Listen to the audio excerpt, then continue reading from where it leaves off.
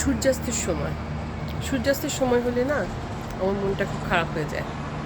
যে প্রত্যেকটা জিনিসের শেষ আছে না, এই যে দিন শেষে রাত হয়, রাত শেষে দিন হয়, আমাদেরও একটা শেষ আছে, একদিন চলে যেতে হবে এই সুন্দর পৃথিবী থেকে।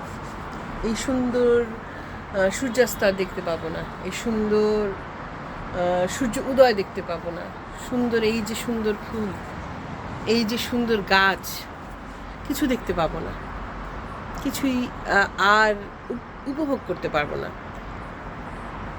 এই যে শেষ, সেটাই মাঝে মাঝে খুব বেদনার হয়। তাই সূর্যাস্ত যখন হয় মানে এই যে সময়টায় খুব মনটা খারাপ হয়ে যায়। আল্লাহ হাফিজ সবাই।